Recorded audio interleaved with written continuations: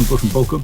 Today I'm going to be doing a tutorial on how to paint armour for Morannon Orcs. If you'd like to support me, my Ko-fi and Patreon pages are linked below. Now onto the video.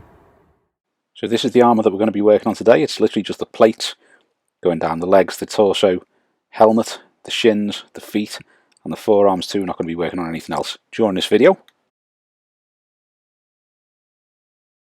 The first colour we're going to use is Citadel Leadbelcher, because you want that armour to start off with quite a dark silvery metallic. So we're going with Leadbelcher, so you get that nice dark metal effect on each of the panels. So just go around each of them with this, get a nice smooth coat of that, and we can move on to the shades.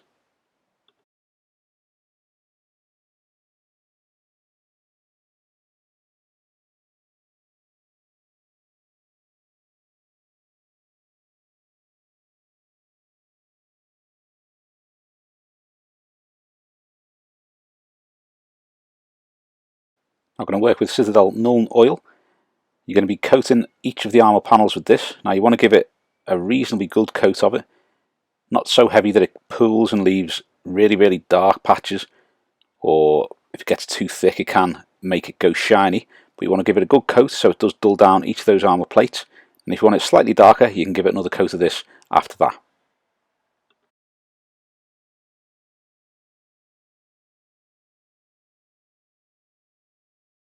Next up is Citadel Agrax Earthshade shade. We're going to be using this on each of the armour plates, giving it a reasonably good coat, and what this does is makes it look dirty and grimy, dulls it down a little bit more once again. You can see the colour change from where you've just got that Nuln Oil and the Leadbelcher to when you add the Agrax Earthshade to it. You get that nice brown kind of hint to each of the plates. Really badly off camera there, sorry about that. But keep adding it on. You can add this reasonably thickly. Again, you don't want it to pool too much, because if it does pool quite a bit, sometimes you can get a bit of a shine there. So you don't really want that to happen, but you do want to put on a good layer so that you get those little darker patches of brown onto the armour too. So this is when it's dried. I'm now going to start using Citadel Leadbelcher once again. What we're going to be working on here is, because you want to keep it quite dark and quite shaded, so we're just going to be working on the Leadbelcher around the edges of each of the plates. And any areas that are particularly flat and large, so those breastplates there. You've also got the sections on the legs. You've got some quite large armour pieces there, and on the shoulders too. So any areas that you think will be catching a light, you want to put that on, but you don't want to put loads and loads on. You do want to keep that really dark and quite scruffy looking shade in all of those creases and joints of the armour. Because the armour does look really dull, not quite as dark as the Agrax armour, but you do want to keep that shade there to keep it looking dull and quite worn and weathered.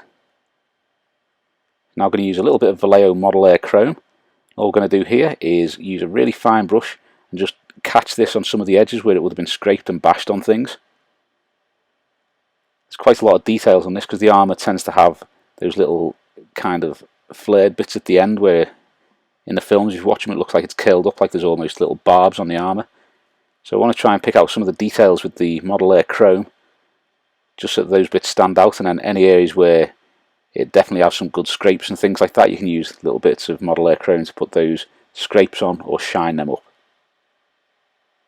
All we're going to do is keep going around the miniature, picking out edges and little sections where there will be slightly more shine, not going for gleaming armour by any stretch. Still want to make sure that there's plenty of that shade there, but just picking out the edges and things like that will make each of the armour plates and panels stand out and give you that really nice looking dull grimy armour.